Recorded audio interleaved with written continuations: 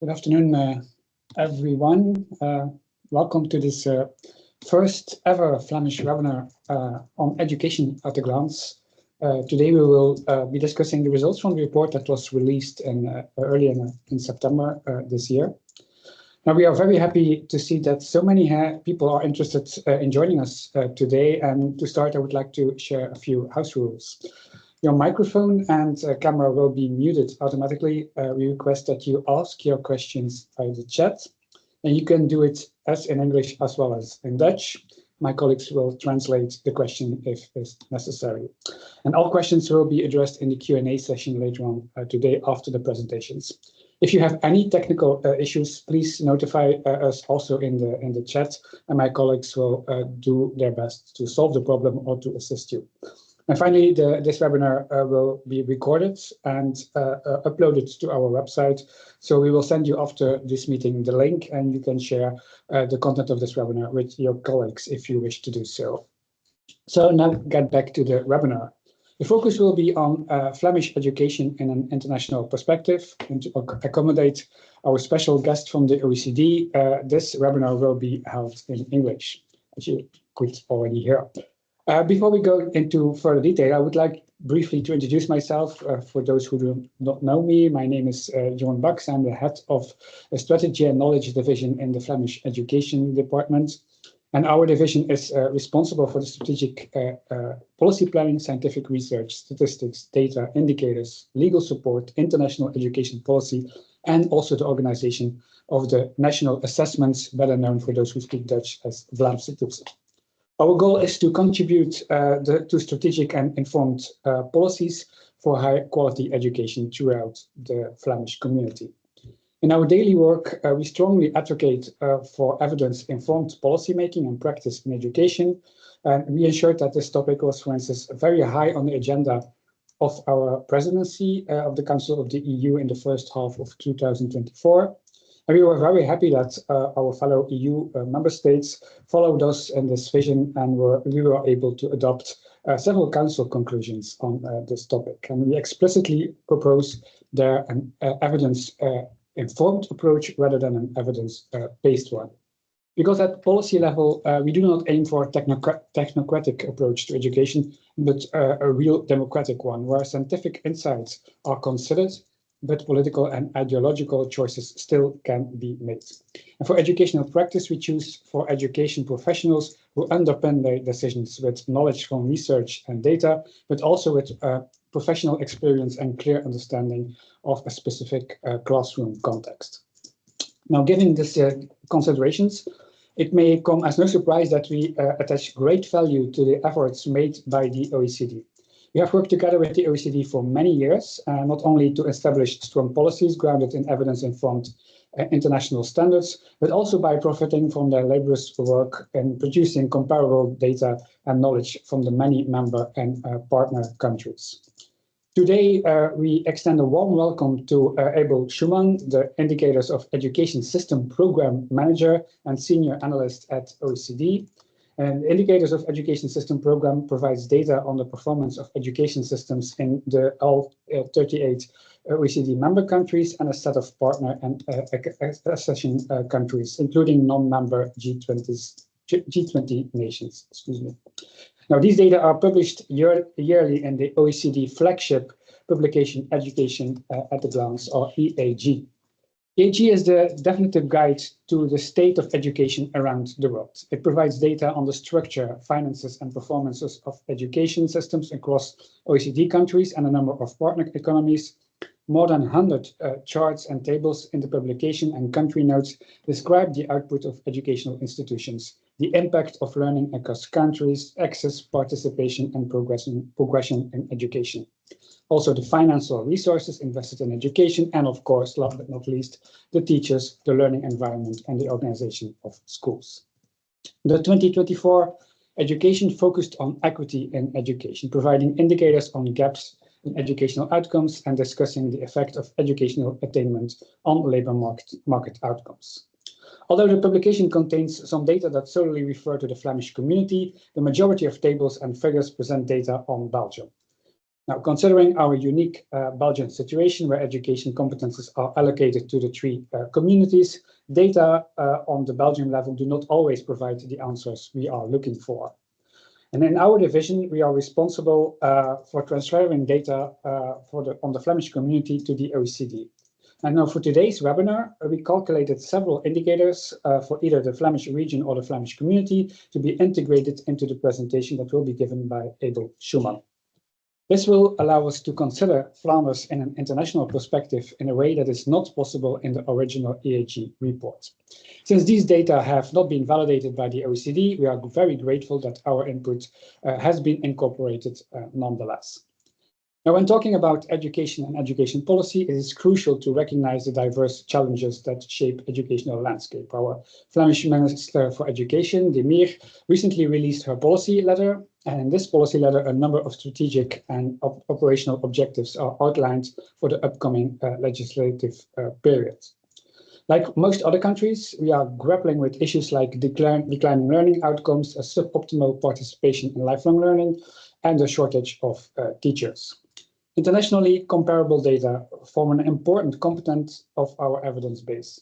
These data feed into evidence-informed policymaking. To better understand the riches of this data, we encourage researchers and stakeholders, therefore, to share their reflections with the world of education.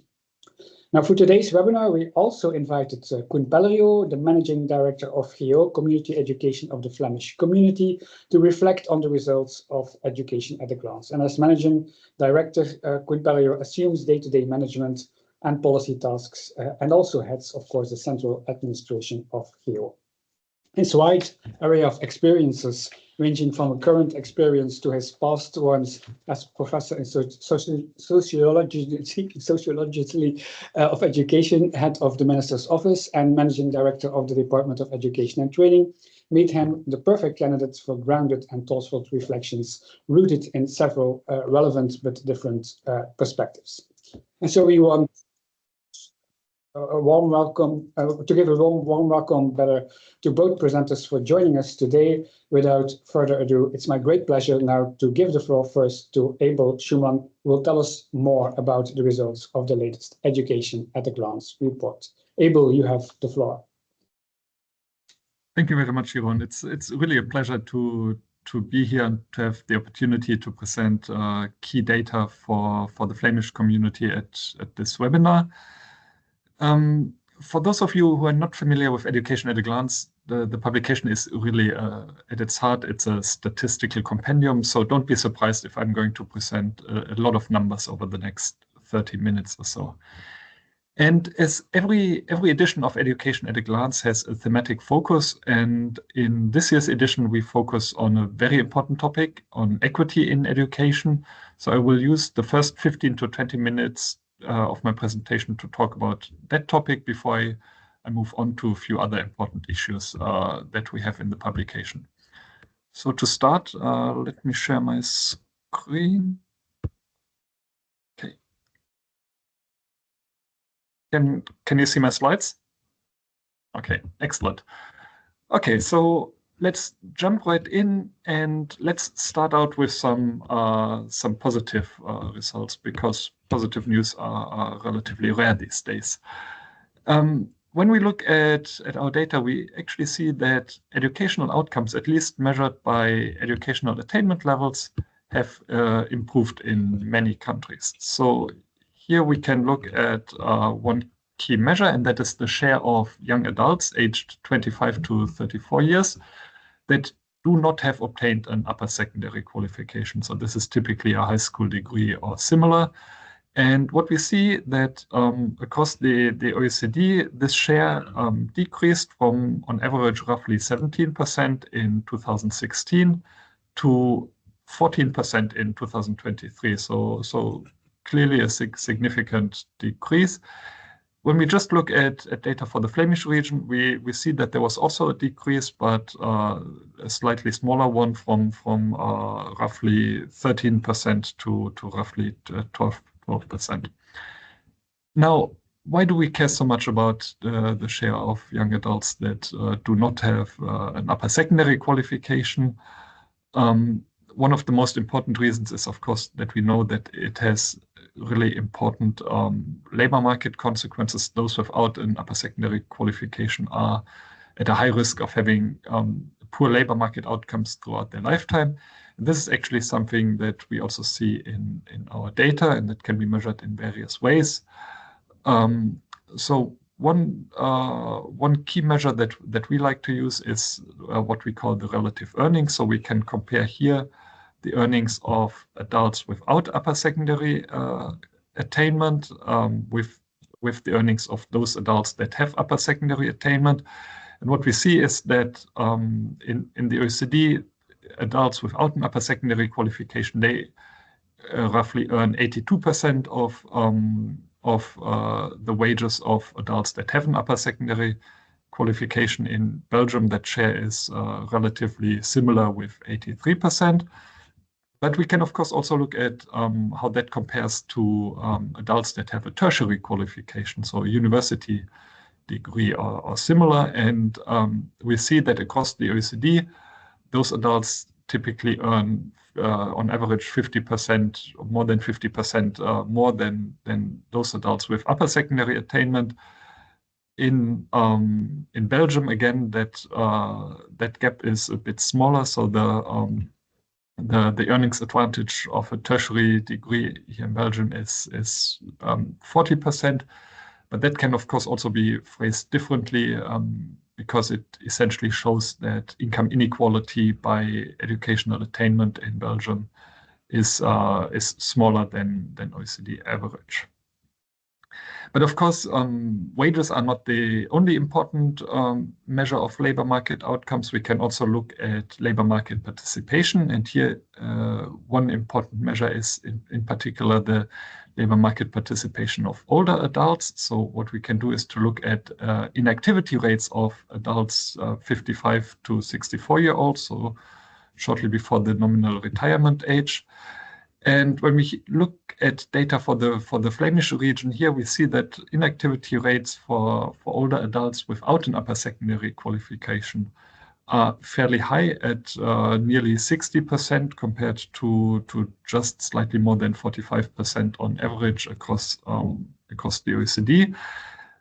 When we look at the same measure for adults that have an upper secondary attainment, we see that inactivity rates for older adults in the Flemish region are already quite a bit lower, with 40%. If we look at inactivity rates for older adults in the Flemish region that have a tertiary qualification, we see that they are actually very low, with roughly 20%. So while income inequality by educational attainment is rather a bit smaller than the OECD average, what we see is that inequality when it comes to labor market participation, at least among older adults, is a bit higher than the OECD average. Now let me move on and look at a few breakdowns by important equity dimensions. And one of the most important differentiation that we can make here is, of course, outcomes by gender. And what we see there is that that educational attainment for women is improving drastically, but that it's not quite matched by the labor market outcomes. So one of the key measures that I really like to show when it comes to illustrate the increase in educational attainment among women is the share of women that have at least a bachelor's degree, and to compare that across the generations. So what we see here is the share of women aged 25 to 34-year-olds that have at least a bachelor's qualification. We see that in the Flemish region that is at roughly 57%. So it's one of the highest in the OECD. On average across the OECD, it's 48%. But what we can do now is we can also look at the share of women aged 55 to 64 years that have at least a bachelor's qualification, and that's what we see here in the diamonds. And this picture essentially shows us that within just one generation, the share of women that has at least a bachelor's qualification has virtually doubled. So within OECD countries, on average, it has almost exactly doubled. In the Flemish region, it's not quite a doubling over one generation, but it's still a very large increase from approximately 35% to more than 55% one generation later. So this is a really massive increase in educational attainment for women that is also reflected in all other measures of educational attainment that we have. But what we also have to say is that we don't yet see this increase in educational attainment fully reflected in labor market outcomes, especially when we look broadly across the different measures. So what we see across the OECD, you have the OECD average here on the middle right, that in 2016, women with at least a bachelor's qualification had an employment rate that was approximately 8 percentage points below the OECD. That was 8 percentage points below the employment rates of men. And when we look at the data for 2025, we see that this employment gap has narrowed across the OECD. It was 5 percentage points. So in 2023, on average, women with at least a bachelor's or equivalent degree had 5 percentage points lower employment rates than men. Now, what we see when we look at the data for the Flemish region is that it's one of the areas in the OECD where that employment gap is the smallest, and essentially in 2023 it has narrowed to just 1 percentage point, or even slightly less than 1 percentage point. So it's at least when we look at adults, young adults with who have at least a bachelor's qualification, that gender gap in employment rates has disappeared for the Flemish region. But what I also have to say is that when we look at gender gaps for in employment rates for adults that have lower educational attainment, so if we look at young adults that only have an upper secondary qualification, or in particular at young adults that only have that do not have an upper secondary qualification, we see that the gender gap in employment rates is much larger than can for young adults without an upper secondary attainment. It often reaches 30 percentage points, meaning that women are roughly 30 percentage points less likely to be employed than men at that qualification level. And of course, what is also important to say is that here we look at employment rates, but when we look at income levels, we still see that there's an income gap between men and women, even though also this income gap is shrinking over time. Now let's move on and look at another important equity dimension, and that's the difference between migrants and native borns. I would only like to show one key measure in this respect. We can look at the share of young adults aged 15 to 29 who are neither in employment, education, or training, and break that down by place of birth. So depending on whether they are native born or foreign borns. What we see for the Flemish region, that among native born young adults, the Flemish region has one of the lowest shares of one of the lowest need rates of young adults that are neither in employment, education, or training. But when we look at foreign-born young adults, we see that with roughly 15%, this share of young adults that are need is substantially higher. Now, of course, when you look at the chart, you see that this is a pattern that is fairly common across many OECD countries, but I think it's also important to flag that this is not a necessity. So, for example, when we look at the Anglo-Saxon countries in the middle of that chart, New Zealand, Australia, and United Kingdom, we see that in those countries, foreign-born young adults are actually less likely than native-born young adults to be not in employment, education, or training. now we can not only look at place of birth, but also at parental background. And what we see here is that parental background is one of the key determinants of students' educational outcomes. And we see that both at the very start of the education trajectory here, when we look at enrollment in early childhood education. We can break that down by the income level of the family. So here we look at the youngest children, aged 0 to 2, and their enrollment rates. What we see here are the enrollment rates for children that come from families in the lowest third of the income distribution.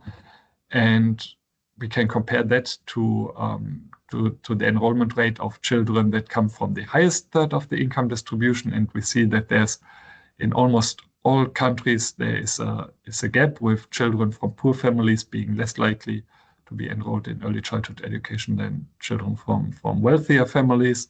Now, when we look at the data for Belgium here, we see that this gap is actually quite large. It's much larger than the average gap across OECD countries.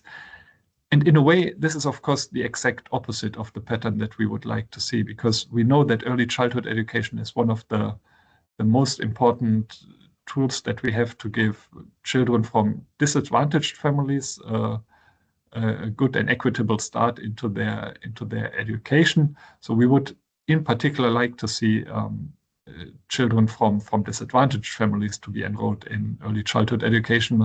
But in fact, in our data, we see the opposite. So rather than helping to close disparities by family background, our data actually indicates that early childhood education, at least with its current enrollment patterns, magnifies those disparities. We can look at several other measures of educational outcomes by parental background. Here I want to focus, in the interest of time, just on one more measure at the very end of many people's education trajectories. This is the completion rates of students who entered a bachelor's or equivalent program. And we can also break that down by the education of their parents.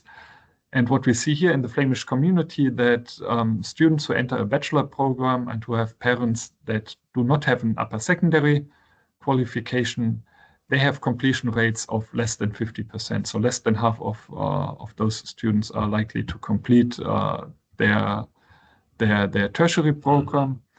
Now, when we look at students who enter a tertiary program, a bachelor's program, and who have parents with upper secondary attainment, we see that in the Flemish community, completion rates rise to around 65%.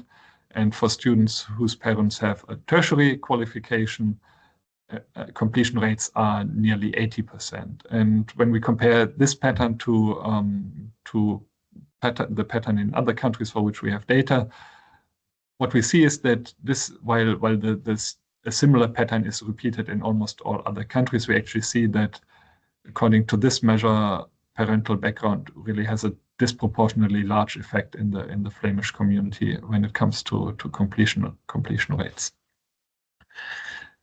Now, let me move on to a few other aspects that we cover in education at a glance. One issue that I would like to mention is the recent extension to compulsory education that we have observed in many countries. Extending compulsory education has been, in quite a few countries, has been one instrument to attack those inequalities, in particular with respect to enrollment in early childhood education that I have just mentioned. So we see that there are roughly 10 countries across the OECD that have made pre-primary or early childhood education compulsory, at least for a certain duration in recent years. So what I show here on the chart is essentially extensions to compulsory early childhood education that took place in the last 10 years. So we see that, of course, as you're well aware, that Belgium introduced like 1 year of compulsory pre-primary education from age 5 to 6, and that actually in other countries, in Costa Rica, has made pre-primary education from 4 to 6 compulsory. In France, it is even compulsory starting at age 3. Now, what we see when we look at the data, we see that in almost all countries that have extended or that have made some years of early childhood education compulsory, we see that those countries typically still already had enrollment rates at that age group that were well above 90%.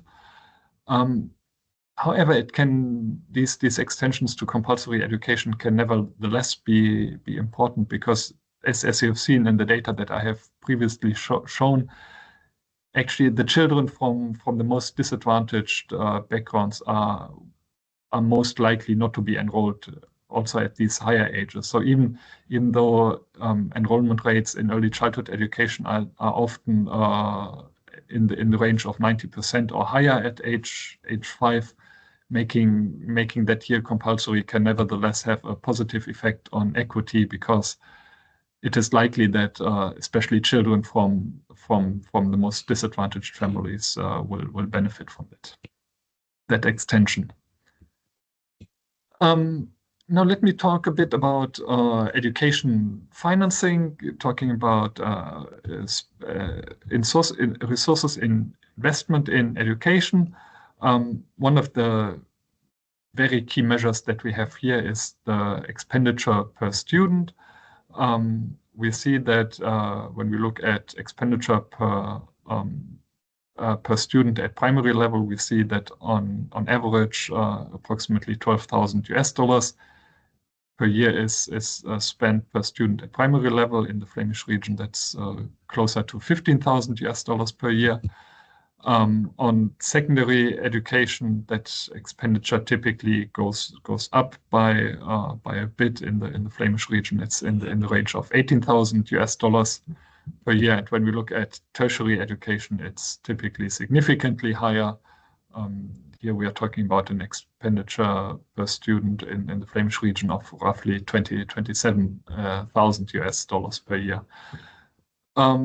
Now, the pattern that that we have so overall expenditure in the Flemish region tends to be quite a bit above the OECD average.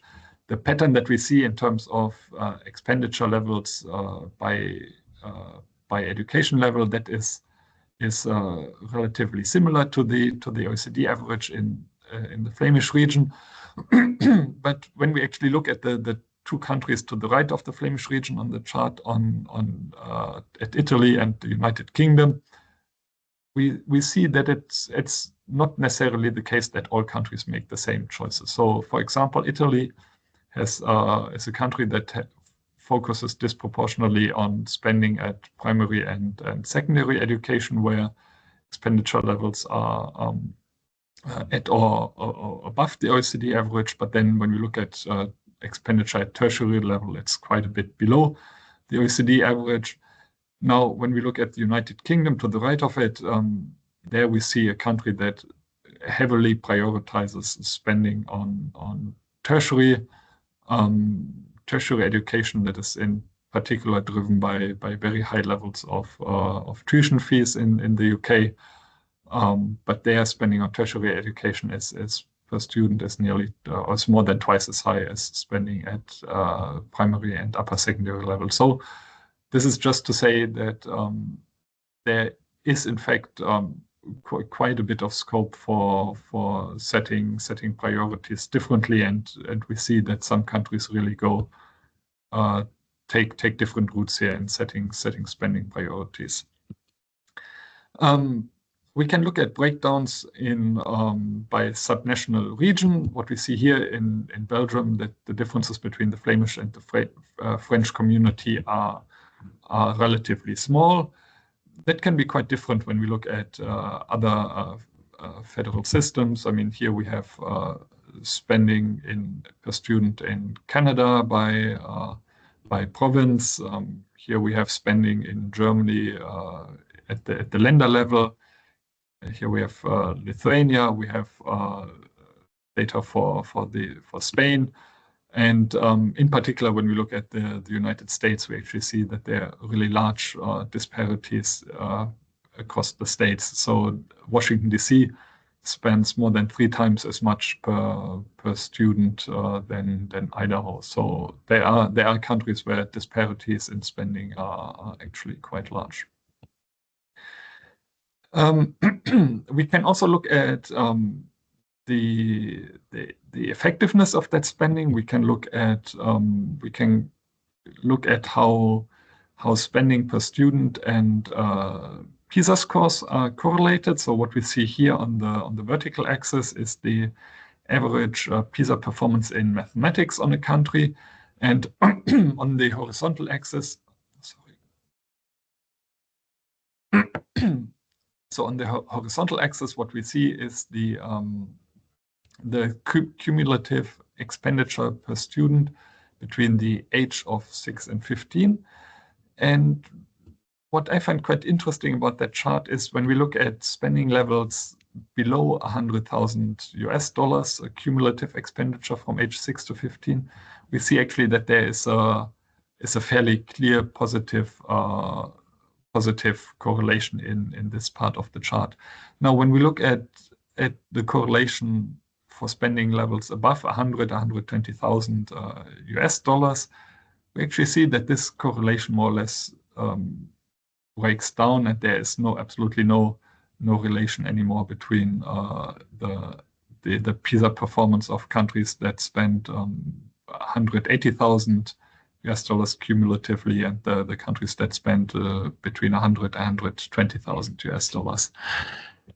Now, does that mean that any spending above $100,000 or $120,000 cumulative expenditure is pointless? I think this is, of course, not what we should take away from that chart. I think the more reasonable explanation or the more reasonable takeaway from that chart is that there is no automatic relationship between higher expenditure levels and student outcomes. So it probably matters more how the money is spent than how much is spent. So spending can be highly effective, of course, if it's done for the right things. Can be completely ineffective if it's done for the wrong things. When we look at how money is spent, we have some data in education at a glance. So, for example, here we can look at the distribution of capital and current expenditure. And what we see when we look at the data for the Flemish community is that that a particularly high share of expenditure of education expenditure in the Flemish community goes to staff compensation. So it's nearly 80% of all expenditure. So staff compensation to a very large degree means teacher salaries. We can look at other current expenditure than staff compensation. So these are things like the maintenance of school buildings, the operation of school canteens, and so on. And here we see that the expenditure in the Flemish community is relatively low, with just roughly 15% of all expenditure going to that category. And when we look at capital expenditure, we see that this is really the part where expenditure in the Flemish community is the lowest by OECD standards. So only roughly 2% of all education expenditure is dedicated to capital expenditure. Now, what is capital expenditure in our data? So this would be spending on infrastructure, on school buildings, but also on things like IT infrastructure and so on. Now, let me come to the last part of my presentation and say a few words about the teaching profession. One thing that we see in a lot of OECD countries these days is that there are shortages in teachers. So many countries face shortages of qualified teachers. So we see on the left-hand side there are countries that face teacher shortages in all subjects. In the middle we have countries that face teacher shortages in some subjects. So the Flemish community also falls in this category, even though there are teacher shortages in many subjects. And we also have a few countries like Greece, Korea, and Turkey that do not face any teacher shortages. Now, what determines teacher shortages? So one issue that's of course discussed a lot is teacher salaries, because what we see when we compare teacher salaries on this chart to the income of other tertiary educated workers, we see that teacher salaries are often a bit lower than the income levels of other tertiary educated workers. So, for example, in the Flemish community, teachers roughly make 80% approximately of the salary of the average salary of other tertiary educated workers, and that's a picture that is relatively similar in many other OECD countries. We can also look at the relative salaries of school heads, and not surprisingly here we see that the relative salary of school heads is quite a bit higher. Now, can we say that that low salary levels are really the main cause for teacher shortages? I would be quite careful with that statement, because, for example, when we see on the left-hand side of that chart, Germany, one of the countries that has the highest teacher salaries across the OECD, both in absolute levels as well as relative to the income of other tertiary educated workers. Germany is one of the countries that faces the most severe teacher shortages. So I don't think there is necessarily a one-to-one relationship between teacher shortages and the salary levels of teachers, even though, of course, income levels also play a role when deciding a career. Now we can look at other things like turnover in the teaching profession. So here we see the share of teachers who have resigned from the profession before retiring. In the Flemish community with more than 6% annually. This is actually quite a high degree of turnover. We see on the left there are other countries like Denmark, England, Estonia that have even a higher turnover of teachers resigning. But on the other side of the chart, in Greece, France, or Turkey, we see that this essentially is non-existent, that virtually no teachers resign from the profession. We can add to that the percentage of teachers who have retired to see the average annual turnover among teachers. So in the Flemish community, this is 8%. Here we also have the data for the countries that don't have a breakdown between retiring and resigning. Now let me come to the last slide in my presentation.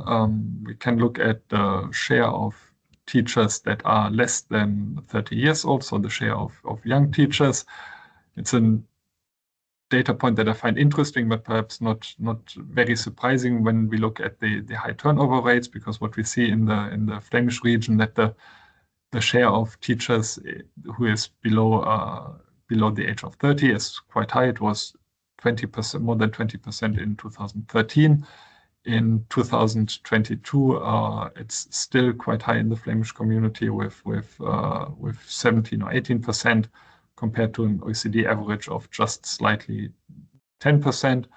And this is, of course, one of the consequences of having this high turnover of teachers, that many new young teachers get hired, pushing up the share of young teachers, which is not necessarily a negative thing to have a good number of young teachers. Now, with this, I'm at the end of my presentation. Before I conclude, I would just like to say that the work that the OECD does in collecting all this data is, of course, not only work that is done exclusively by the OECD, but we work very, very closely with all our member countries, and there's a huge amount of effort on the side of the OECD member countries in assembling all this data, making sure it fits international definitions and so on. And I would really like to thank our colleagues in the Ministry of Education for providing all this data. So a big thanks to you, Jeroen, Robert, Anton, I know that for you it's a lot of work to provide this data, and we are only able to produce this report because of our joint efforts. So thank you very much. Thank you for that, Abel, and thank you very much for your very interesting presentations. A lot of data indeed. Just to repeat for the participants that you can ask questions to Abel. We will take them up in the Q&A later on, and if you have a question, you can put it in the chat. You can do it as well as in Dutch as in English. If it's in Dutch, then we will translate it for you. Now, I would like to invite our next speaker, Koen Pellejo, to reflect on these data, these results of education at a glance from a Flemish perspective. Koen, you have the floor.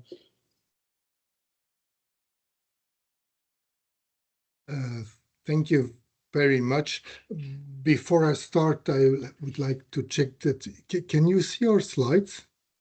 Yes. Okay, thank you very much. Thank you.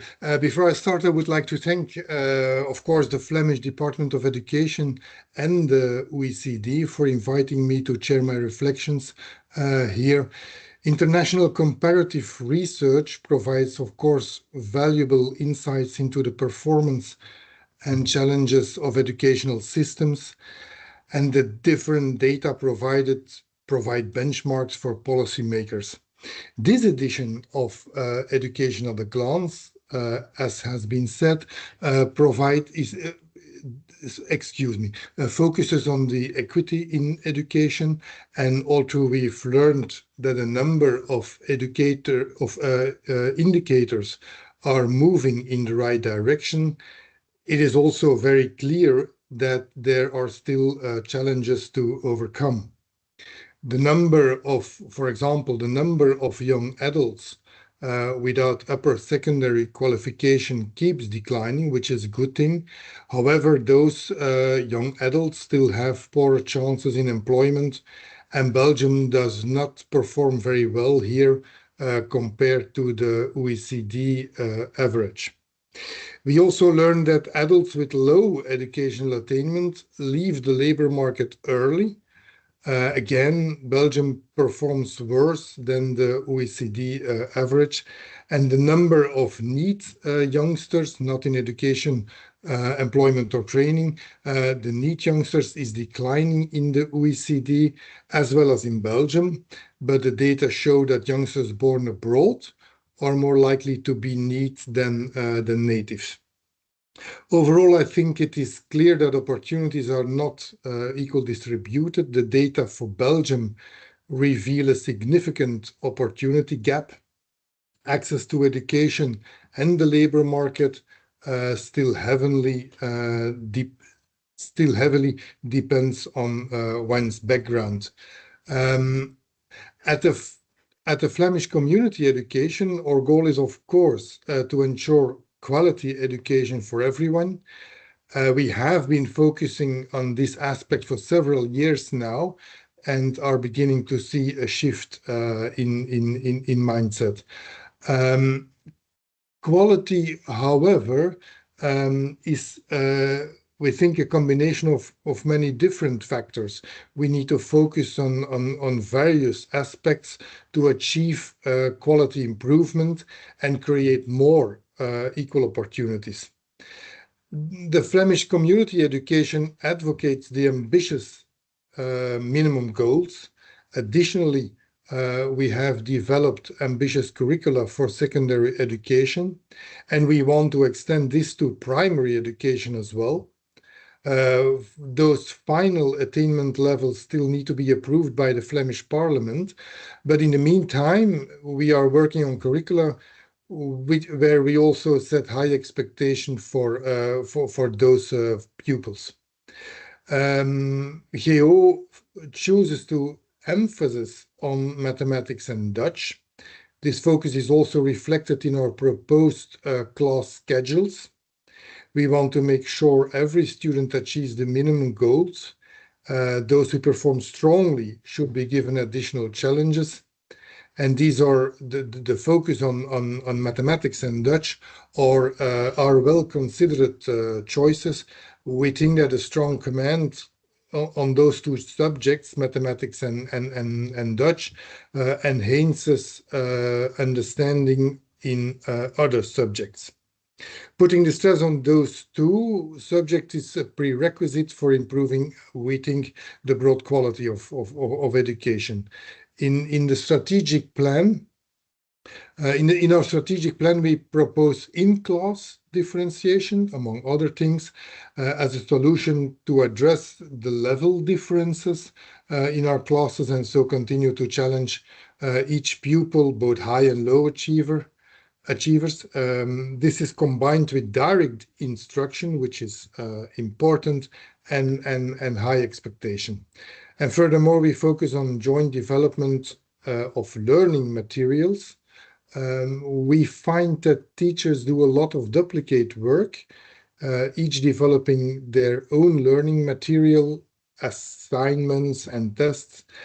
And I'll come back to this later. GEO believes that this can be much more efficient if we stimulate collaboration between teachers.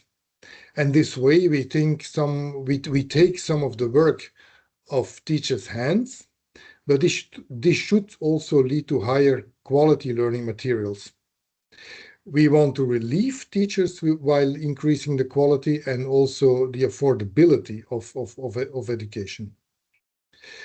Beside these global efforts in enhancing quality for everyone, we have also asked our policymakers, the new Flemish government, to take specific measures to benefit educational equality and equity.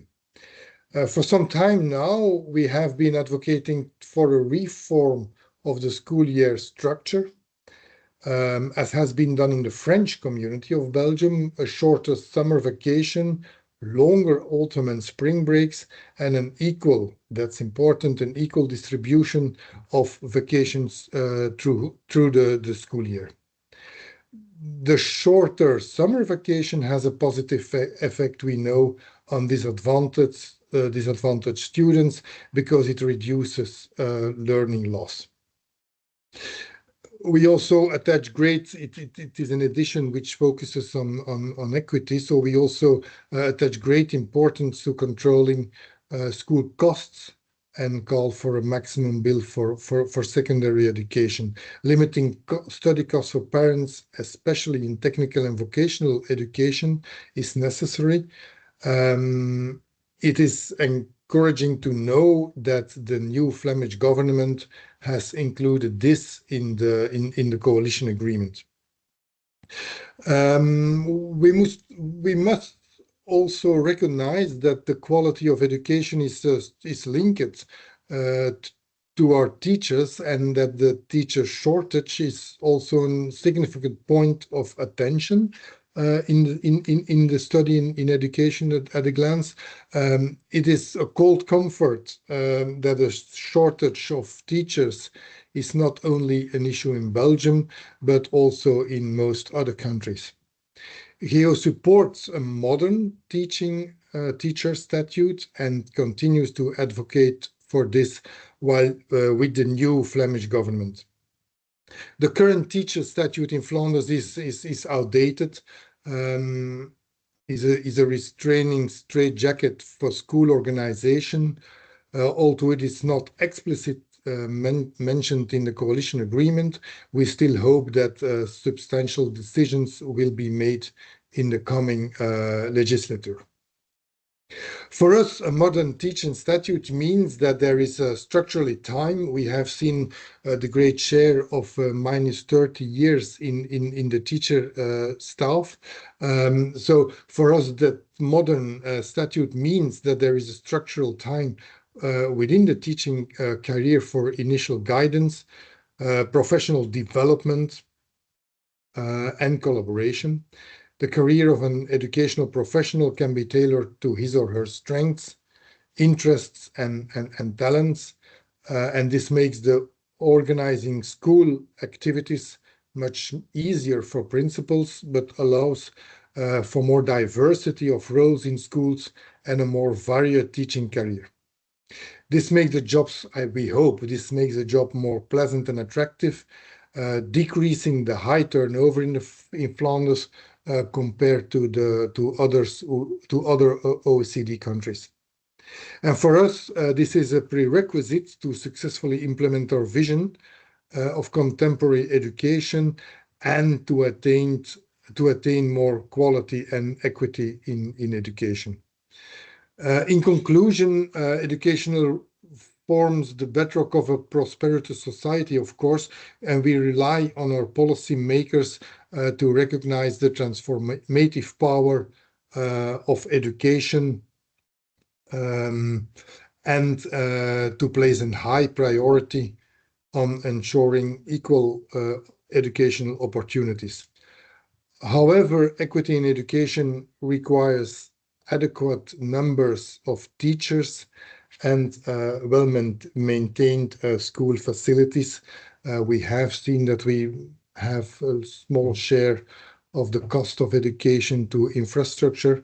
Therefore, modernizing the personal statutes, implementing regulation for flexible school and work organization, and securing sufficient infrastructure funds must be top priorities, we think, in this political period. So thank you very much for having me here to let me give some comments on the study. Thank you very much.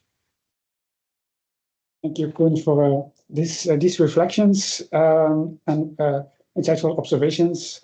So now we have heard from all our presenters. It's time for Q&A. I have a specific question on the cooperation or coordination among OECD member states and relating to the teacher shortage problem. It's a question that goes a little bit further than the Ines work, of course, and that's but maybe you can elaborate some more on the OECD work on teachers in this perspective.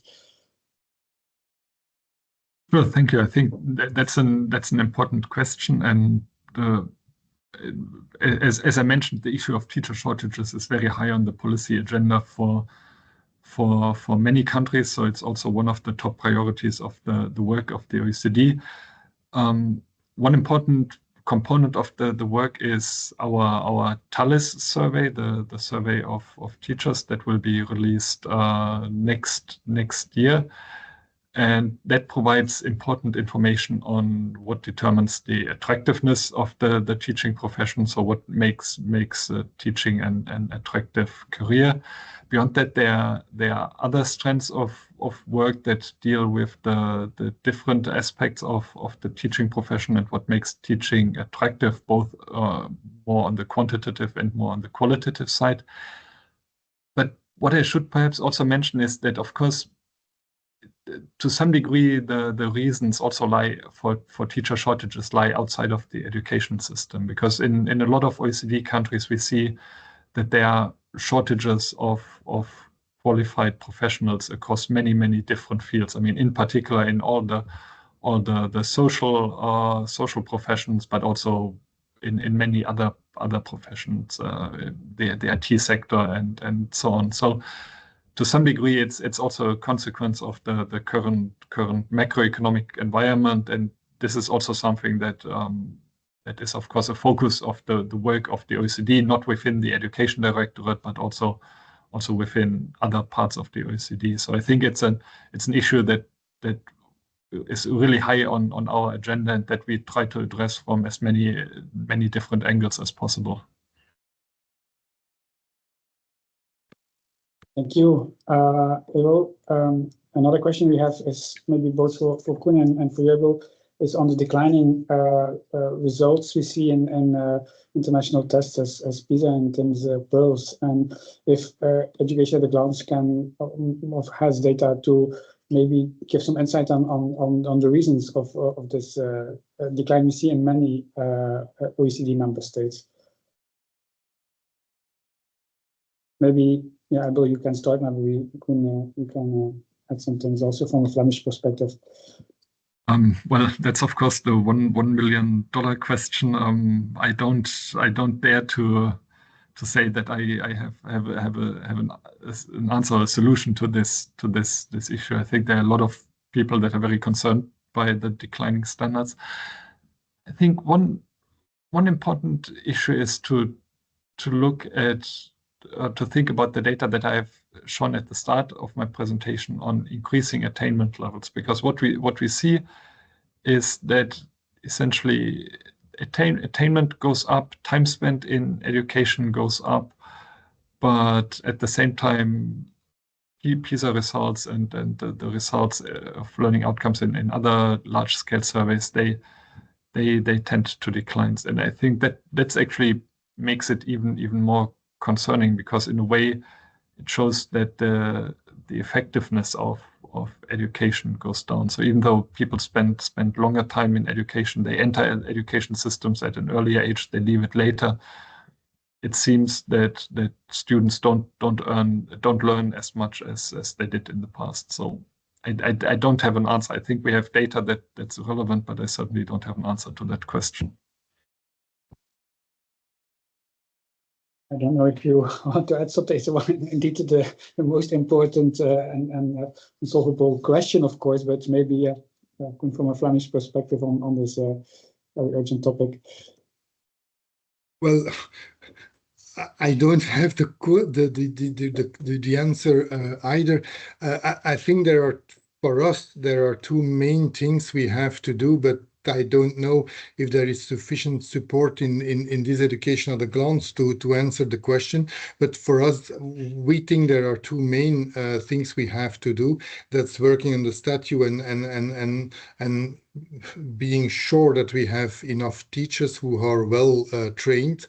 And the second thing is, as I said, working on the curriculum. I think we have tried to work on the curriculum for the secondary education, certainly for the upper secondary education, and we need to do some work or to do a lot of work at the primary level.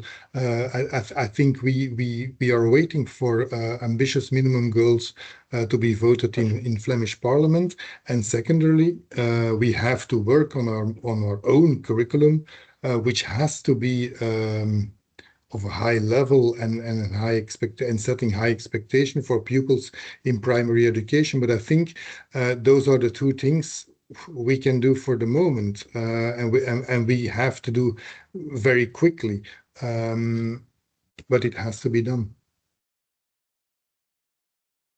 There's another question regarding the learning outcomes, and it's about the parental background as a key determinant for these learning outcomes. And maybe a question for Abel, if there are countries that have managed to decrease the equity gap in learning outcomes, and what countries that then would be, and if the insight on policies they applied to do so, because we know in Vlaams this is not the case. After 20 years, the equity gap remains very large and stable. We were not able to bring a decline in that gap. So in this respect, we see that in terms of learning outcomes, the several Asian countries tend to do quite well when it comes to the achievement gap between students from disadvantaged and advantaged families. Also, when we look at our PISA data, we see that their socioeconomic background often has a lower influence in Singapore, for example, but also Korea.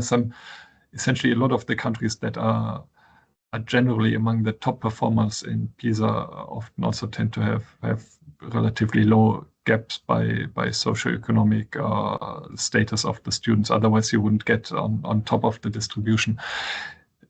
Now, when it comes to the concrete policies, I think it's very, very hard to pin down individual policies and say this is a silver bullet. I think it's what is needed there is really a systemic approach. So to look at many different aspects. I have to say I'm not sufficient enough an expert on let's say Singapore or Korea to give you a concrete answer. What we in general see is that there are generally high expectations for students. So these are countries where a lot is demanded from students. That is also sometimes reflected in well-being outcomes. So when we look at well-being measures for students both in Singapore and Korea, they are at the lower end of the scale. So there are certainly trade-offs between learning outcomes and well-being outcomes that are made in these countries. But I'm not able to give you any kind of concrete policy that European countries, let's say, should adapt from Singapore or Korea. So an invitation to go and look at these countries and what they are doing and to cooperate with them. Maybe a related question before I go back to teachers is, what I saw is that in Anglo-Saxon countries, they do much better in children, learning outcomes for children with migration backgrounds. Can that has anything to do with migration and integration policy, or is there cooperation with other OECD directorates who work on these topics to have a look if there are any relations there? Yes, I mean that's again it's a complex question. I mean partly it certainly depends on migration policies. So we know that New Zealand and Australia have fairly restrictive migration policies that screen immigrants strongly by educational attainment. So in particular in Australia, it's very hard to get a residence permit with for individuals with low educational attainment, and that since we know that this is closely linked to the performance of, I mean, the parental attainment is closely linked to the performance of students. I mean, this is certainly one factor that can influence outcomes. Cultural factors are also important. So, for example, when there was a very recent, very interesting recent study on the performance of children from immigrant families in the United Kingdom, and one of the most interesting aspects I found is that there's a huge difference between children with parents from Bangladeshi and from Pakistani background. So the Bangladeshi children are among the highest performing students in the UK system, whereas children with a Pakistani background are among the lowest performing students. So there also seems to be a strong cultural component, but again, it's hard to generalize this. Mm-hmm. The last question I have here now in the chat is, it's relates to the first question. Was on the work on teachers OECD. There are also projects or initiatives that member states work along together, maybe coordinated by the OECD. It's more a question on the other projects, I think, within guided by EDPC and SERI, I think. Maybe if you want to add something on that, Nibo. Yes, in general, I think one of the roles of the OECD is to foster that dialogue between member states. I mean, you and I met last week in Paris. You were there to discuss at a meeting of the governing board of the Center for Educational Research and Innovation. And there are many more expert meetings that take place all the time at the OECD that have a primary focus really on giving experts and representatives from governments the opportunity to exchange with each other, and this is clearly one of the key objectives of the OECD. Yeah, indeed. I can say that within OECD, the Education Directorate, there are different projects that work on teachers. Some of them is collecting data and evidence on the work of teachers, but some of the projects aim to bring countries together and do or stimulate peer learning from each other. And Flanders Flemish community is very active in most of these projects, especially on teachers. So I want to refer to the recent report on Flanders about the professionalism and the future of teaching. Flanders was one of the 3 countries that was involved in that project, together with Austria and Wales.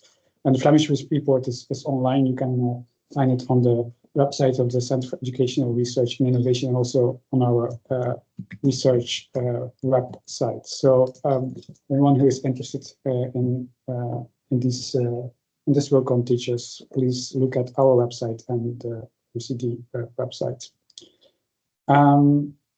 I don't see any other questions at this moment. So if there are no other questions, then we can conclude this webinar. But of course, not without thanking everybody here to join us here today on the webinar, the first webinar on education at a glance. I hope that you learned a lot today, and that this webinar and all the data you got here gave you food for thought. And I want you to invite to explore the whole EAG publication. More than 500 pages full of data, facts and figures, graphs, and so on, that will give you a complete overview of the education systems in the OECD and beyond. But there are also the spotlight publications that are very interesting on specific themes, much shorter and easier to read. And there's, of course, all data sets are available. Most of them are available also on the OECD website. So if you want to do something with the data by yourself, you can find them and you can download them and you can make your own analysis on them. And of course, sometimes we have discussions on certain indicators from what is behind it. For instance, on how many hours teachers work or given class. And you can find all definitions and technical information on these indicators also on the website. So all information is available on the EAG website, on the OECD Education Directorate website. And we will give you the link together with the link to the this webinar, the recorded version of it, so you can share this with your colleagues. And the last thing I want to say is, of course, to warmly thank Abel Schumann and Koen Pellier here for their valuable contributions. Thank you very much to be here and to make time for this presentations. And we hope, of course, Koen and Abel will see each other in the future, definitely. But for all the rest of the participants here, I also hope we will meet in the nearby future. So thank you very much. Bye for now, and enjoy the rest of your day. Goodbye. Thank you.